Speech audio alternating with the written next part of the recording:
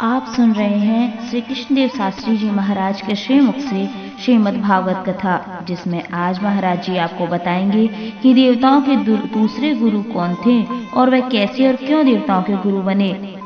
अगर आपको वीडियो अच्छी लगे तो लाइक करें और चैनल को कर दें सब्सक्राइब। तो आइए स्वयं महाराज जी से ही जानते हैं कि वह इस बारे में क्या बता रहे हैं।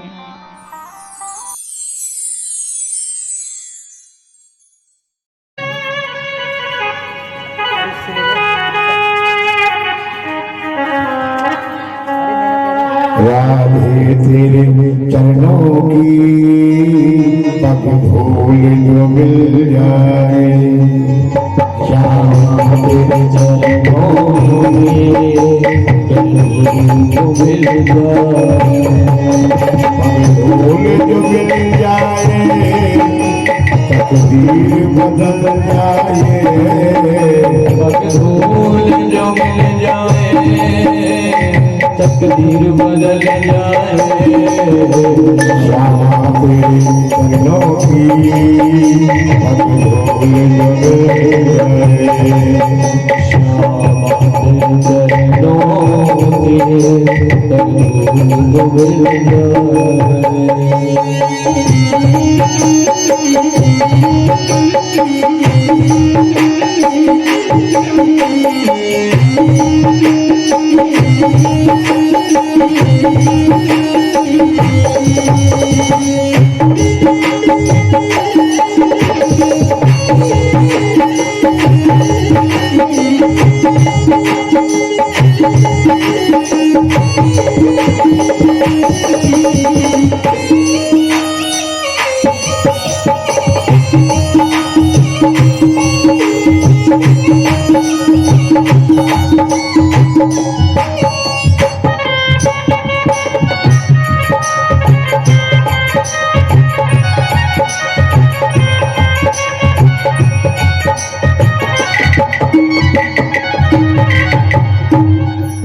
नजरों से गिराना चाहे जितनी सजा देना,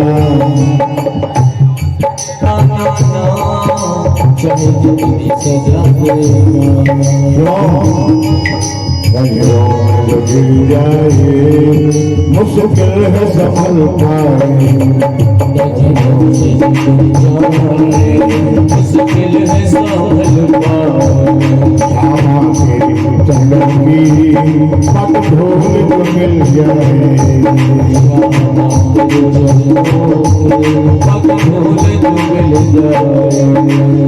हरे हरे गोविंद गोविंद हरे गोविंद गोविंद राधे, गोविंद हरे मेरे गोविंद हरे गोविंद राधे मेरा गोपाल,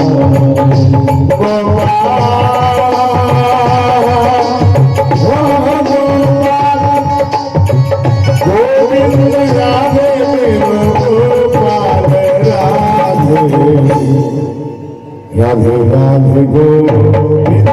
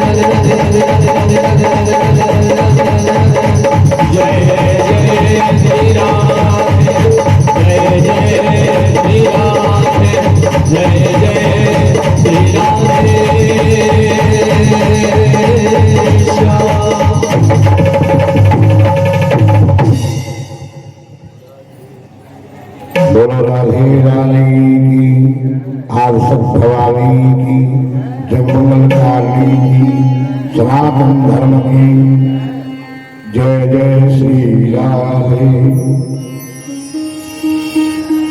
चीटी ले चावल चली, बीचन मिल गई दाल, कह कबीर दूना चले, एक ले एक डाल। सज्जनों, हमारे हृदय में भगवान का वास हो गया तो काम क्रोध मोह ये ठहर नहीं सकते। अगर काम क्रोध मोह लोभ ये सब हो गए तो सज्जनों भगवान का निवास नहीं हो सकता है।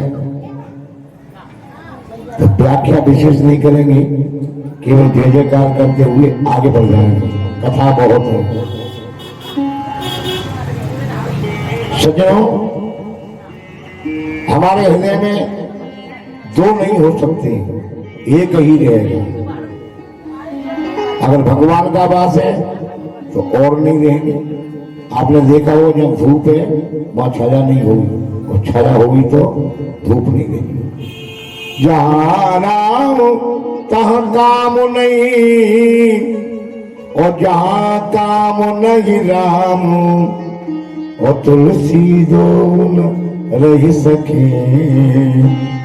बाबा रजरवली एक ठाम। इसलिए हम अपने भगवान को हृदय में बसाते हुए और कन्हैया के जन्म की कथा का आनंद लेंगे जय जयकार करते हुए।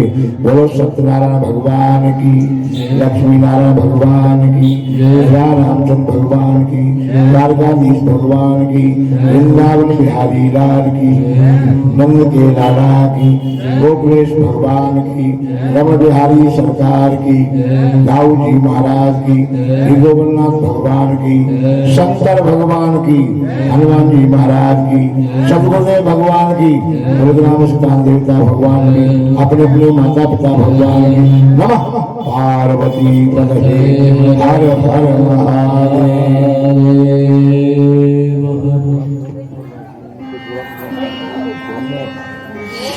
सज्जनों, आपको मालूम है सुखदेव जी महाराज के सामने परीक्षित महाराज विराजमान है। ये बांग में श्रीमद् भागवत शास्त्र भगवान श्री कृष्ण का रूप विग्रह है। रसरासेश्वर का ये चिन्ह में लीला विलास। आप सोचिए कि जब भागवत भगवान की कथा इतना आनंद देती है तो भगवान स्वयं जब रहे होंगे और अपनी लीला करते होंगे तो ब्रजवासियों को कितना आनंद मिलता होगा। तो वही कथा आज जन्म का दिन है, और जन्म का दिन बहुत महत्वपूर्ण होता है। सारी अलाय बलाय आज के दिन कट जाती है, क्योंकि आज तक सब लोग पहुंच जाएंगे, जितने देवता होंगे सब पहुंचेंगे। और विघ्न आपको मालूम है, ऐसा नहीं है कि कथा में विघ्न नहीं आता हो। विघ्न अपना जोर पकड़ता है, शुभकर अपना जोर पकड़ता है, सब आपस में लड़ते हैं, पर कृष्ण जन्म के बाद सब पराजित होकर के फिर आनंद आनंद हो जाता है।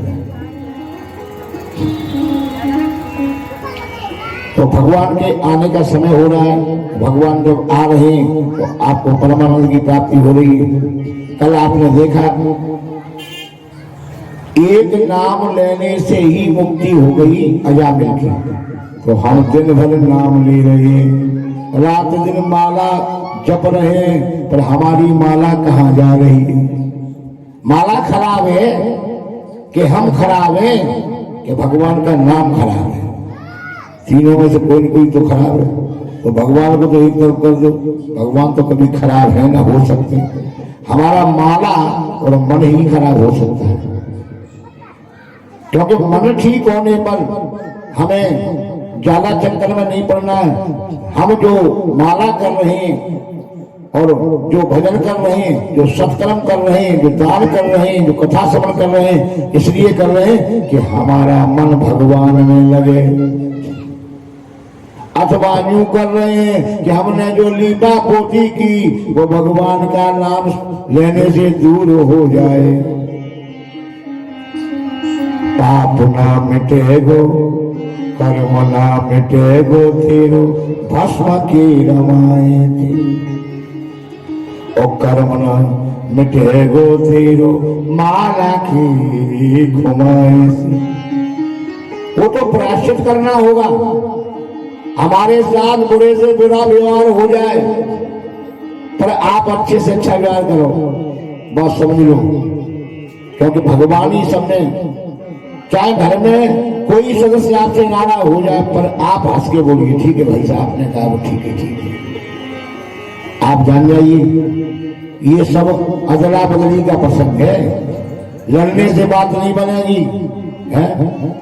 केवल बुद्धि से बात बनेगी।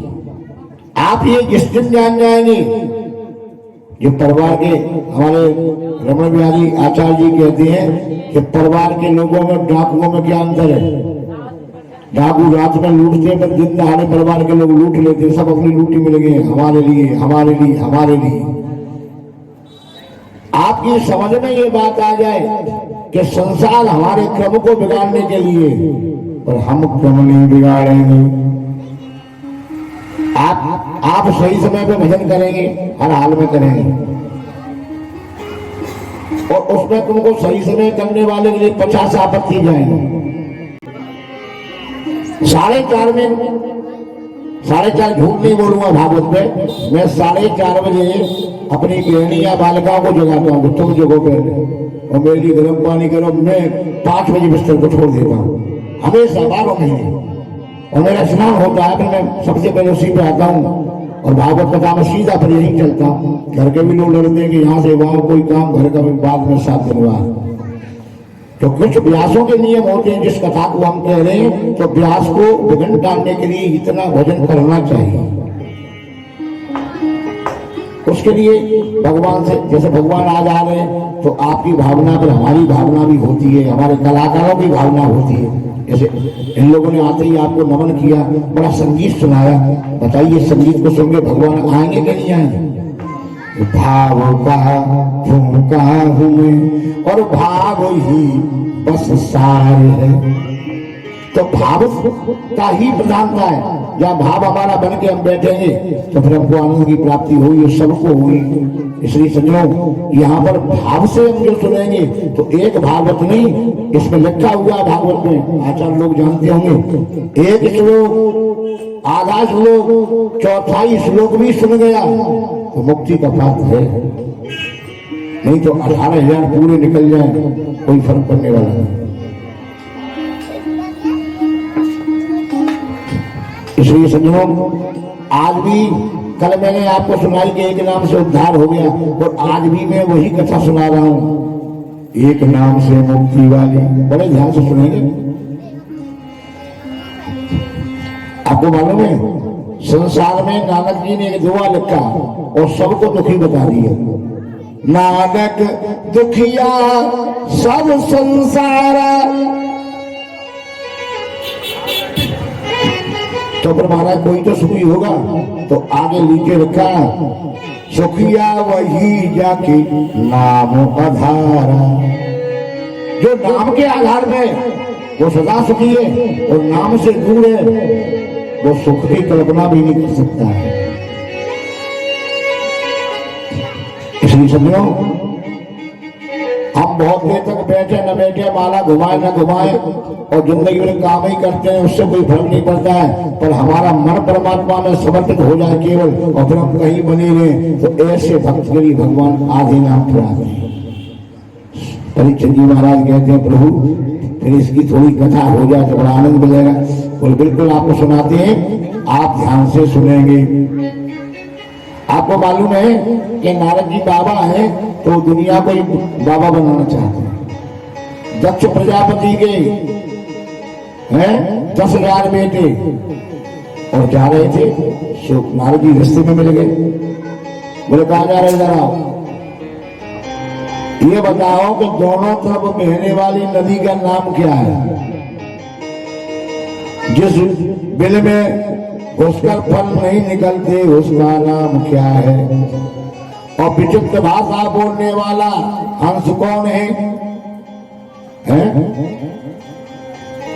ये प्रश्न पूछे, बोले बाबा हम तो बिल्कुल नहीं जानते। तो कुछ भी नहीं जानते हो आप।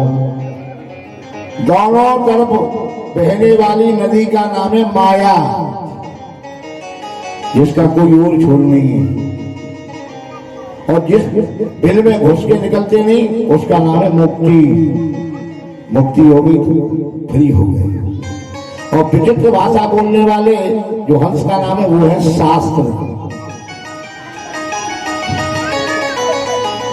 इसलिए ऐसा उपदेश किया कि दक्ष के 10,000 बेटे बाबा बन गए, 1,000 बेटा फिर पैदा किया दक्ष ने। ये रास्ते में मिल गए, सुजय भी बाबा बना डाले। अब नारद जी जैसे ही दक्ष के यहाँ पहुंचे, सो दक्ष बिगड़ गया। अरे भिखारी, भिखारियों के मार्ग में चलने वाले, तुम अपने ज्ञान को जगह मानते हो? अगर किसी के कहने से बाबा बन भी गया कोई, तो बीच में कभी नहीं छोड़ सकता बाबा बन।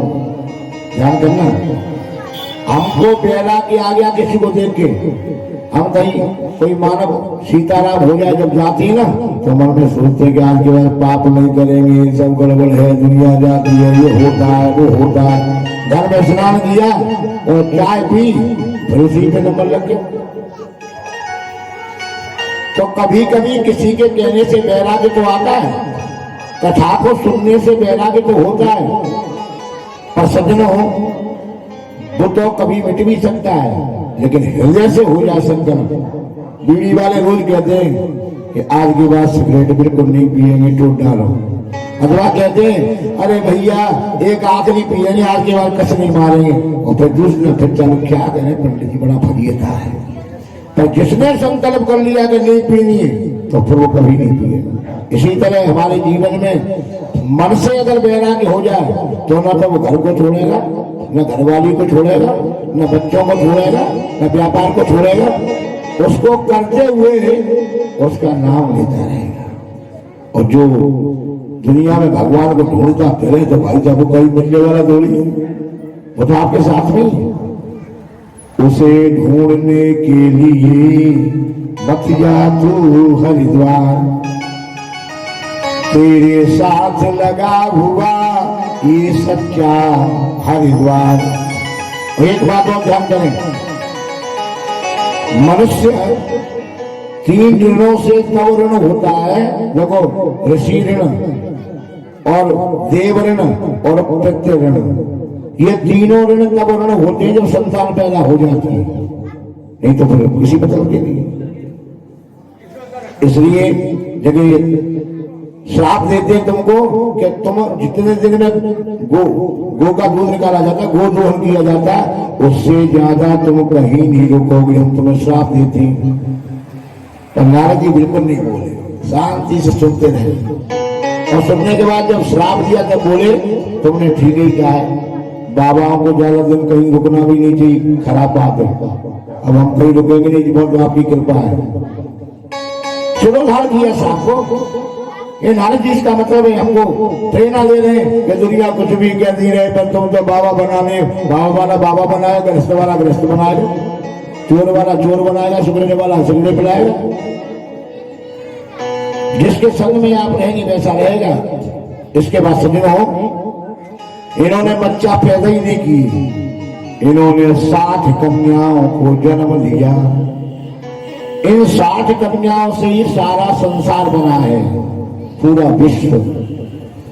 ये 27 कन्या तो चंद्रमा को दे दी, और सज्जनों 13 दे दी हमारे कश्यप जी को। अदिति, दिति, धनु, काष्ठा, अरिष्टा, सुरसा, गिरा, मुनि, क्रोध, दशा, तामा, सुलभ, ये सब दे दी इनको। और सज्जनों 4 चाक्षिणों को, 1 अंगिरा को, 2 भूतों को। और सज्जनों जो देती थी राक्षसों की माता, उनकी एक कन्या हुई जिसका नाम था रचना। जो देवता जो तुष्टा जी थे उनके साथ विवाह हुआ, और सज्जनों इनका बेटा हुआ विश्वरूप और ये विश्वरूप देवताओं का गुरु बन गया। तो सुखदेव जी महाराज से परीक्षित से पूछ रहे महाराज ये आपको बात बतानी पड़ेगी कि देवताओं के गुरु तो बृहस्पति हैं, पर ये गुरु कैसे बन गए? तो बड़े ध्यान से सुनेंगे कि ये कैसे गुरु बन गए।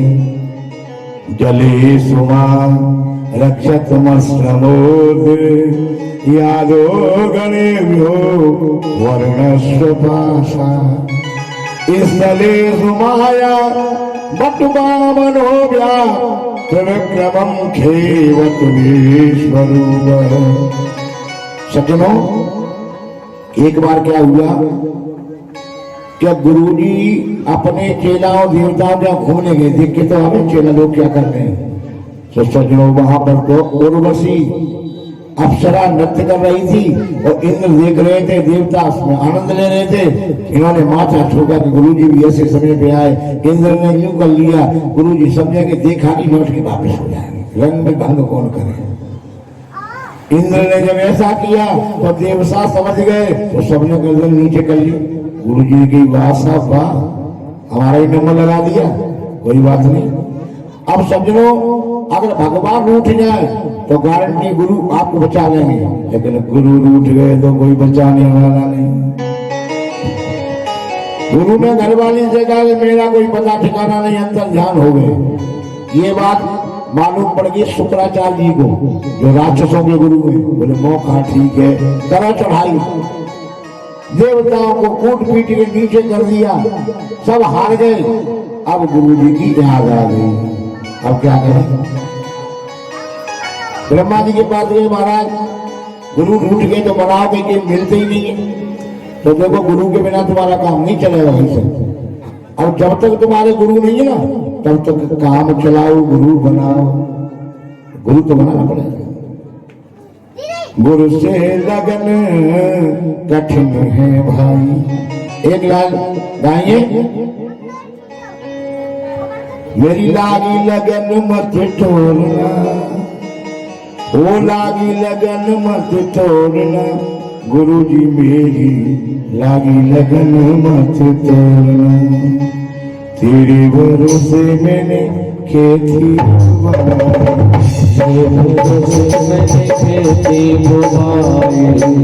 मेरे भरोसे मत छोड़ना, मेरे भरोसे मत छोड़ना, गुरुजी मेरी लागी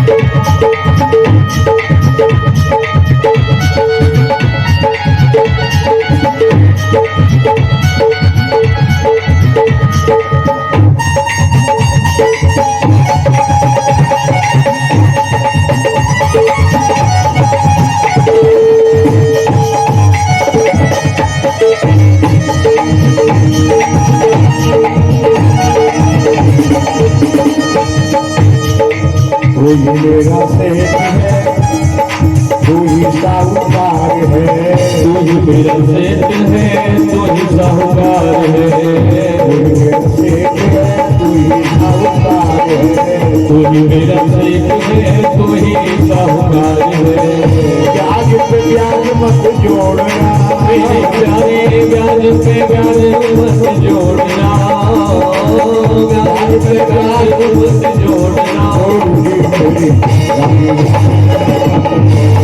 गुरुजी मोरी लागे लगन मत छोड़ना, गुरुजी मोरी लागे लगन मत छोड़ना।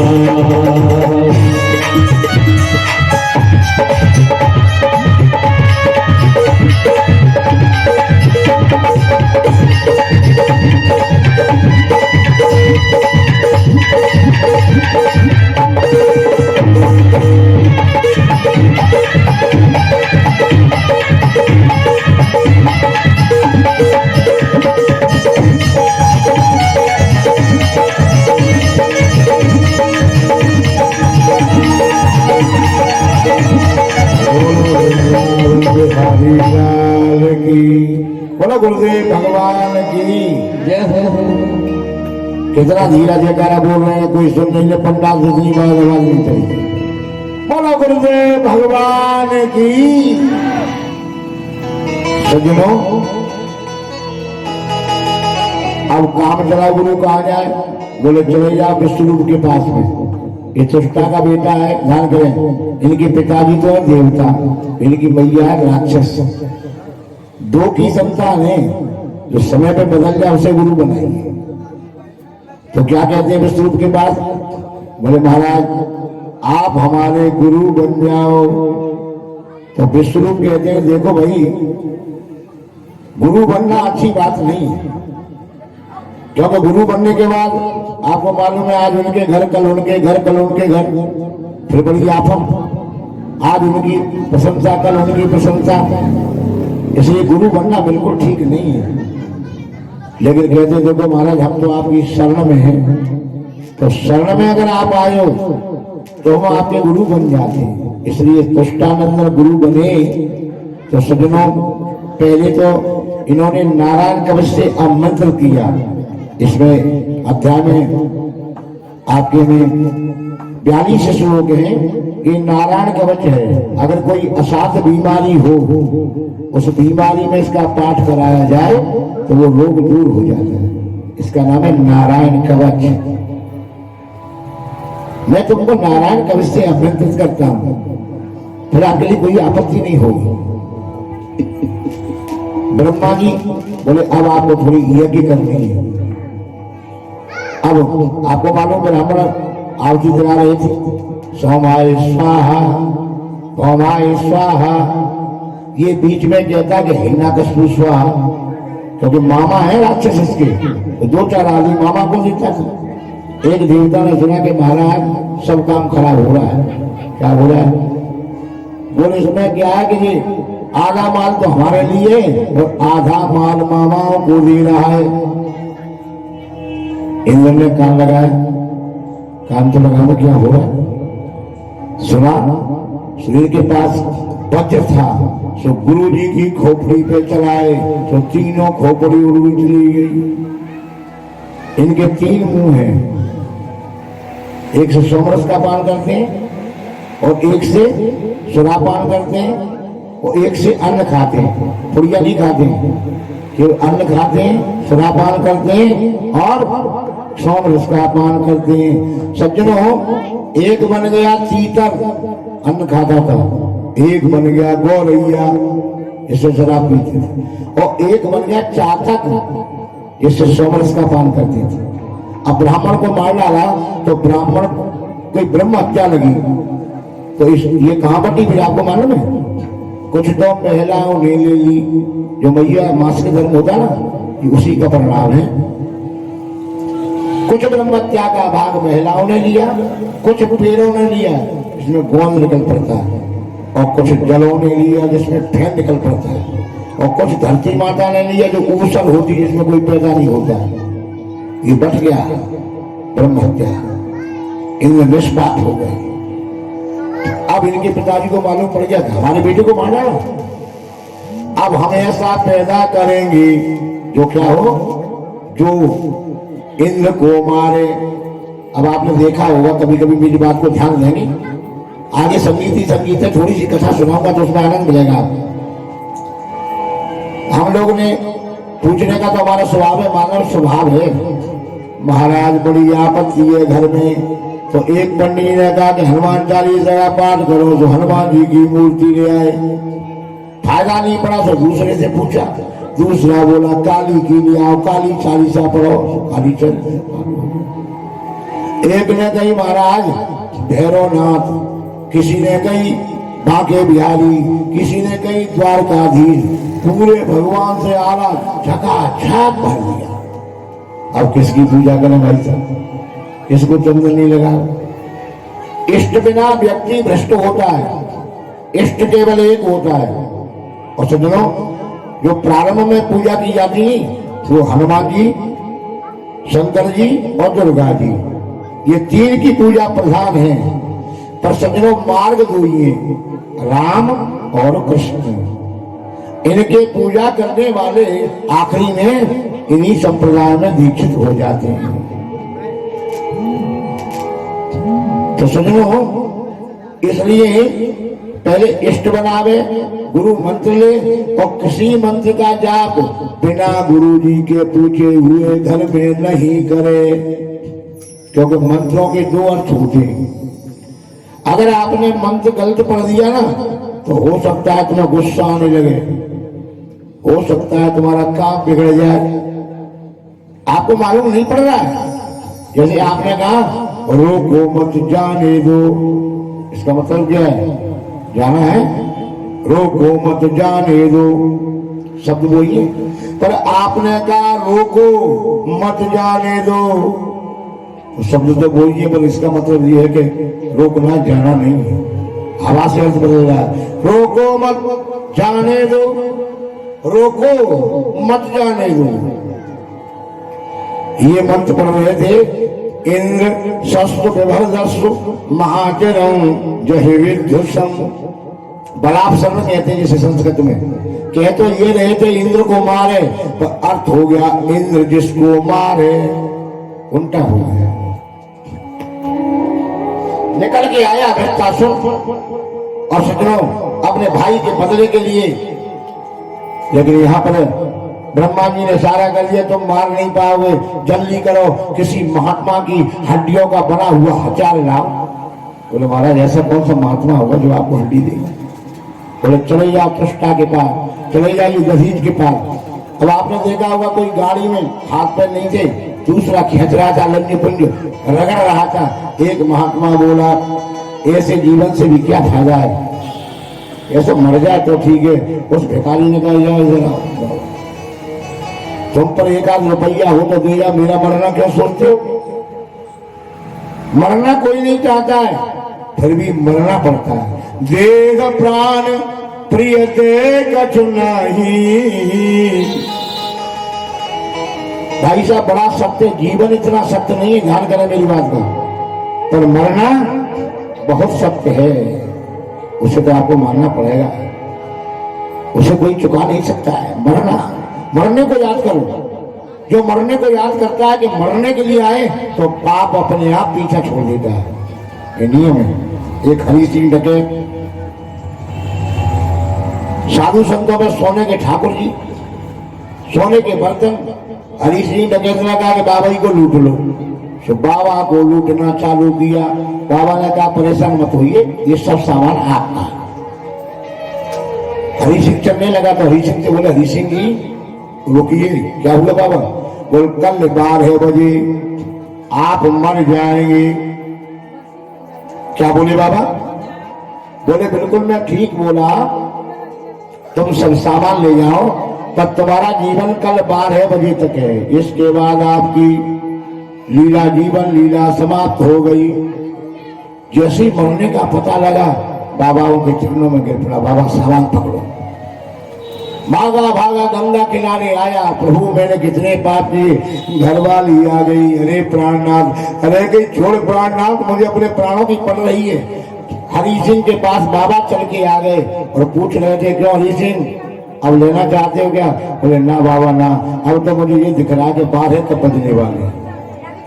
तो जो मौत को याद करेगा वो कभी पाप नहीं करेगा, क्योंकि हम अमर नहीं है, हम मरने के लिए आए हैं। समझो, यहाँ पर ये बाबा के पास जाते हैं, वो कहते हैं बाबा दधीच आपको लाखों लाख प्रणाम। अब एक बात कहो, दधीच से कैसे कह के बाबा अपने प्राण दे दो?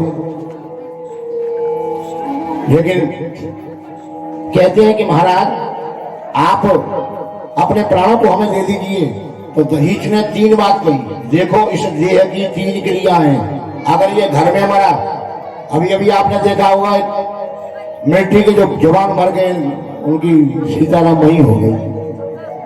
कहीं झुलाए झूलना, हम कहीं लड़ाए लाड़, और ना जाने जाते हके कहाँ पड़ेंगे हार। पता नहीं कहाँ मरेंगे, कब मरेंगे, कैसे मरेंगे। देह की 3 क्रिया है। घर में मरा तो घर के लोग जला देंगे, मुट्ठी में राख बन जाएगा। और कहीं जल में गिर गया तो जल के जीव चुभ जाएंगे, विष का बन जाएगा। और सज्जनों कहीं किसी को मिली नहीं लाश, सड़ जाएगा, कीड़ा पड़ जाएगा। ये है कि तीन क्रिया है। अगर 84 तुम 33 देवता 33 करोड़ देवता का मेरे शरीर से काम चलता है तो मैं आपको दान करता हूं, ले जाइए। महात्मा ने कह दिया क्षण भंगुर जीवन की कलिका, कल प्रातः को जाने खिली न खिली, और कल काल कुठार लिए फिरता, तन नम्र है चोट झिली न झिली, भजले हरि नाम हरि रसना, तू अंत समय में हिली न हिली। क्या बता अब सज्जनों, क्या हथियार चलावे? महात्मा ने कहा प्रभु मैंने जीवन में आपका नाम लिया तो आप ही भोक्ता बन जाए। चारों दिशाओं से नारायण ने गाय का रूप बनाया और सब चमड़ी को चाट गए। इसलिए ऋषियों ने श्राप दिया गाय का। गाय का 33 कोटि देवता रहते हैं गाय के शरीर में, सरस्वती लक्ष्मी गोबर में, पेशाब में, लेकिन सज्जनों इनका मुंह आज तक मेला है, आज भी गंदा खा जाती गाय। श्राप दे दिया गाय। और सज्जनों विश्वकर्मा ने हथियार बना दिया। अब चला आ रहा है वृत्तासुर, ये भी खुश हो गए कि अब कुछ बिगड़ने वाला नहीं है। सज्जनों जब हथियार चलाया ना और युद्ध हुआ, झगड़ा हुआ, तो आप ये मान के चलो सज्जनों, वृत्तासुर ने प्रहार किया तो जो गदा था ना, हाथ टूट गया नीचे, श्री राधे से गिर पड़ा। वृत्तासुर कहता उठाओ, दोबारा उठाओ। वृत्तासुर कहता है देखो तुमको ज्यादा परेशान नहीं करूंगा मैं, क्या करूं? सज्जनों हाथी सहित नीचे का होठ नीचे, ऊपर आसमान तक, और हाथी सहित अंदर ले गया। अब आप ध्यान करेंगे, देखो इंद्र भीतर है, लेकिन मन वचन कर्म या तीनों को एक हो जाए ना तो मौत भी हमारा कुछ नहीं बिगाड़ सकती। ध्यान देंगे मेरी बात का, क्योंकि मन से तो भगवान का नाम ले रहे और हाथ से क्रिया कर रहे और मुख से कह रहे हे राधा माधव जय कुंज विहारी, हो जय राधा माधव जय कुंज विहारी, ओ जय राधा माधव कुंज विहारी, जय गोपी जन बल्लभ जय गोपी जन बल्लभ जय गिरधारी, ओ जय राधा माधव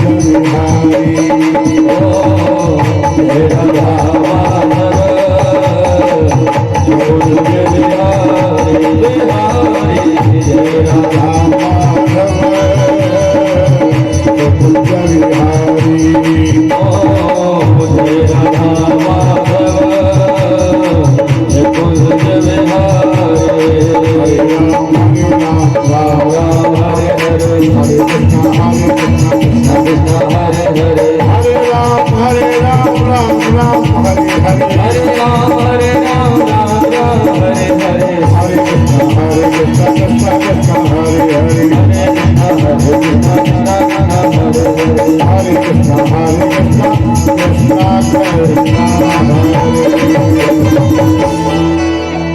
सज्जनों, आप मौत के मुंह में भी चले गए, पर मन वचन कर्म तीनों एक हो जाए तो मौत भी आपका पीछे छोड़ देगी। ध्यान करें मेरी बात का। ये इंद्र के सामने, और वृत्तासुर कहता है कि देख भैया, तू एक काम कर, तुझे मुझे मारने में बहुत समय लगेगा, मैं हाल नहीं मरूंगा, इसलिए अपने हथियार को उठा मेरी गर्दन पे लगा। इंद्र बोला भाई साहब ऐसी बात क्यों कर रहे हैं? बोले सच कहना मैं मरूंगा और तू मुझे मारेगा, मेरा निश्चित हो चुका है कि मैं मरूंगा। तो मरने वाले को क्या करना चाहिए? अरे वो मरवे कौन में मुहे, मरो तो तेरे द्वार, कब हूं तो तू देखिए कौन पड़ो दरबार। मेरा मरना निश्चित है, तुम्हारा मारना निश्चित है, तो ये पूछते हैं तब तक तुम क्या करोगे? बोले मैं अहम हरे तब पादे कमूल, दासान दासो भवदास भूय। सज्जनों, ये 2 श्लोक है ना, इन 2 श्लोकों से वृंदावन में जो बल्लवाचार्य महाराज है, जिसे पुष्टमाल कहते हैं, यही से चालू हुआ इन 2 श्लोकों से। अरे ध्यान से इनको सुनेंगे। इसके मुंह से निकल पड़ा ननाक पृष्ठों न जपार में न सारु भौमो न रसाधिपत्यम न योग सिद्धि अपुनर्भवं और समंजस्य काम विरही कांक्षे अजात पक्षा इव मातरं खगाः यथा वस्त्रा छुदार्ता प्रियं प्रियेव विशुतो विशन्ना मनो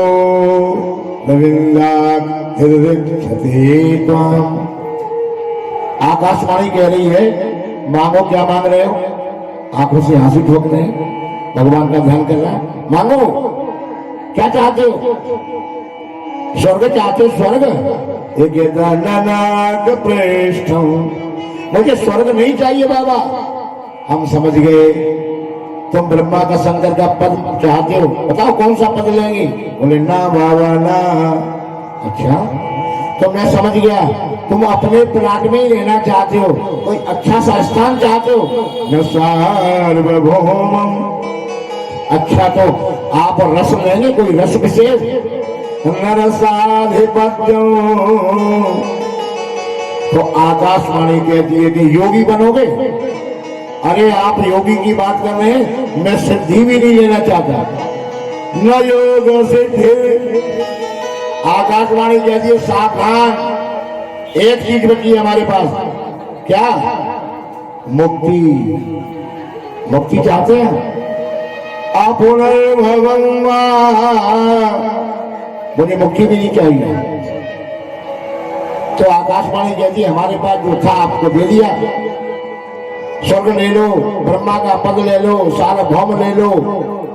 लेकिन इन्होंने जो मना किया ना सज्जनों, तो कहते अगर तुमको कुछ ऐसा लगता हो तो मांगो। बोले हाँ, आपसे मांगते हैं। क्या मांगते हैं? बोले विरह, आपकी याद में विरह में मर जाऊं मैं। अच्छा, कैसा विरह चाहते हैं?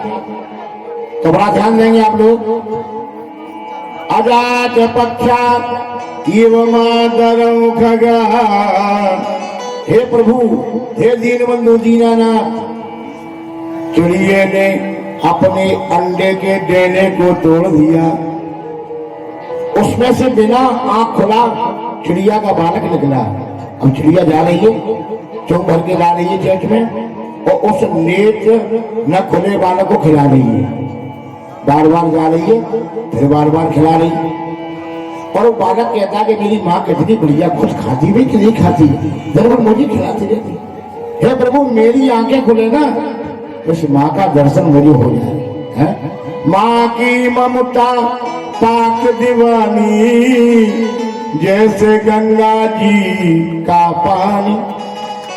बालक बाथरूम करता है रात भर, वो तो गीले में सो जाएगी, पर बच्चे को सूखेंगे, गीला नहीं।